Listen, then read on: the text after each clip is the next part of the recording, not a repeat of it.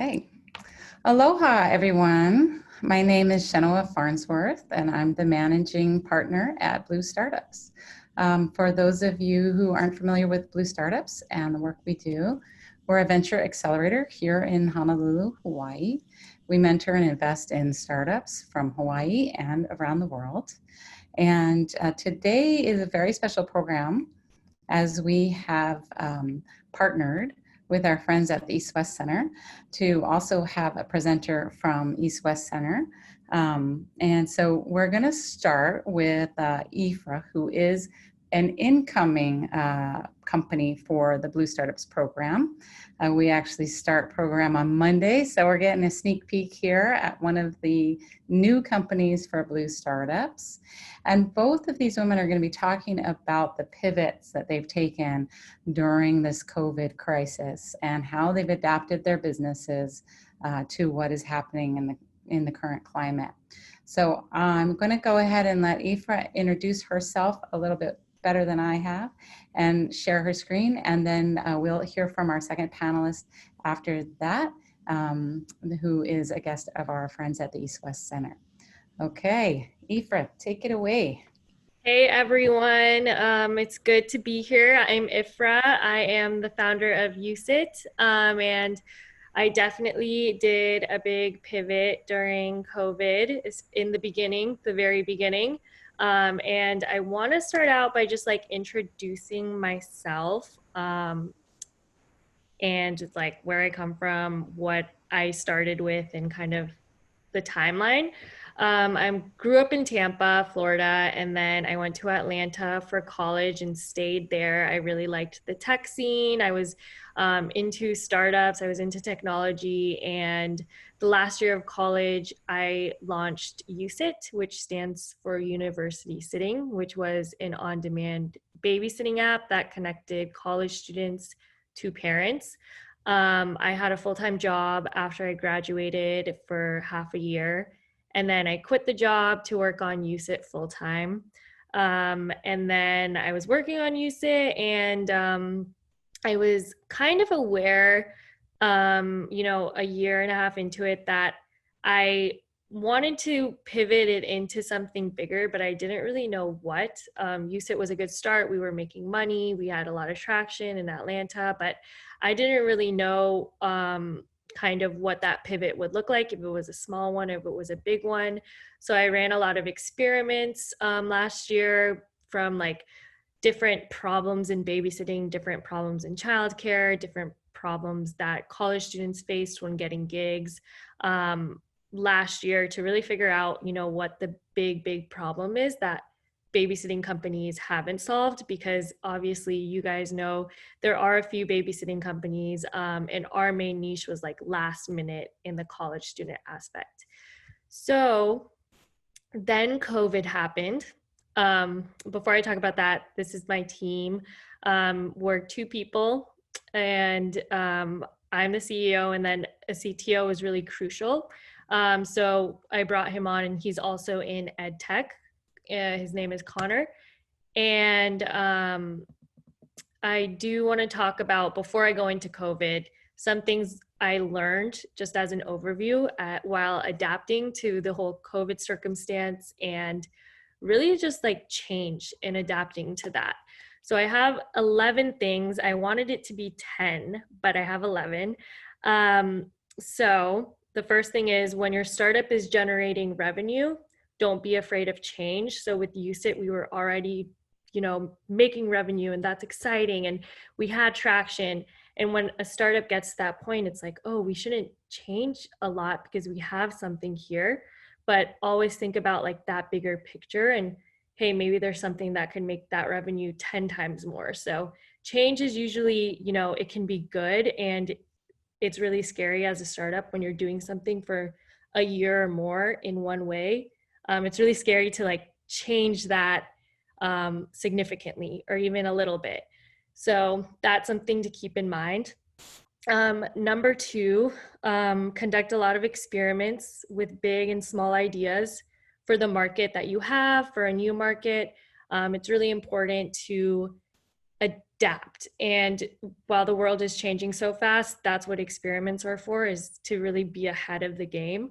Um, Second, pivots are scary, but they're better than staying stagnant or staying the same. Um, Small changes based on customer usage make big differences.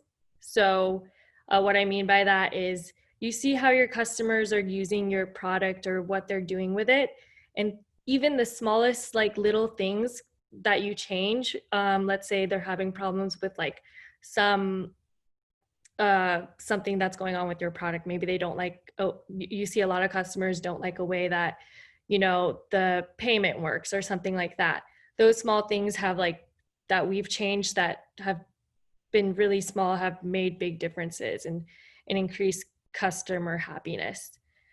So for consumer startups, what I've realized is like every change that we make, every decision, really, especially in the beginning, should increase either customer acquisition, your viral coefficient, which is basically the amount of people your customers tell about your product. So if your average customer tells 3 of their friends about your product and gets them to download it.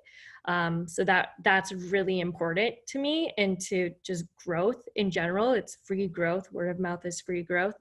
And the third thing is retention rate. So any change that you do or pivot that you do should increase how many times your user uses your product. 6, think big picture. So it's really easy to think in this small term and how you can increase revenue a little bit next month, but big picture is good for long-term growth and sustainability. Quick steps to reach major milestones is really important. So how you can get from like 1 to 10 without really fast. So quick and small steps to reach those milestones. Number 8, make it easy for your customers to spread the word, whether that be something you're doing manually or whether that be something you're putting in your technology. Number 9, you should become best friends with your top 10 users. So get to know them, figure out who they are, and really have that customer persona so you can go out and find more of them. These are people who are your cheerleaders, and you want them to really be your advocates too. Last 2 things. So talk to customers and get insight, but don't do everything they advise you to do. For example, they'll tell you to decrease your prices, or they'll tell you to put a product feature in that might not be something they even use in the future if you do. So take those insights and also use data to back it up. And then last thing is do one thing really well, because even with COVID and adapting to that, it's really easy to try to do a bunch of different things, but it's really important to focus on that one thing that can help change and grow your company. So COVID hit in March. We kind of had 2 options. We could change our business or die. And what I mean by that is we were in-person babysitting and there was no in-person babysitting. And even now there is still like very little in-person babysitting. So all our competitors immediately went into hospitals for first responders and providing childcare for them. And we did that for a day, probably, maybe like the first day I tried doing that. And then I saw how every other competitor was doing that. And I wanted to do something different. The team wanted to do something different. And we were the first to really try virtual sitting. And what I mean by that is college students doing activities with kids ages 3 to 8. The reason for that was there was a big problem. Every parent was working from home. They didn't know how to deal with that and their kids with no childcare, no school, nothing. And that's where Usit could come into play as, hey, we'll entertain your kids while you work from home. So same customer base, same concept of college students. So really changed a little bit into virtual.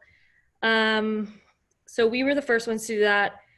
I knew that COVID, I wasn't in denial about like, when COVID would go away or how that would change things. So I knew that something virtual could really be, the future and could be sustainable even when COVID dies down or is over. Um, so this was the problem. There's working parents, unentertained kids, college students in need of gigs. So that was our first pivot in the last 5 months. Then virtual sitting kind of got bland, boring maybe for, that age group of kids. These are younger kids. Virtual is a new thing for them and the attention span is lower. So parents tried it out for like the first 2 times is what we realized, but they didn't necessarily want to use it after like the third time. So we saw that lower retention rate. So then we pivoted again about 2 months later. And our second pivot was virtual summer camps. So the reason that we pivoted to this was we saw that younger age groups weren't as, the retention rate was low.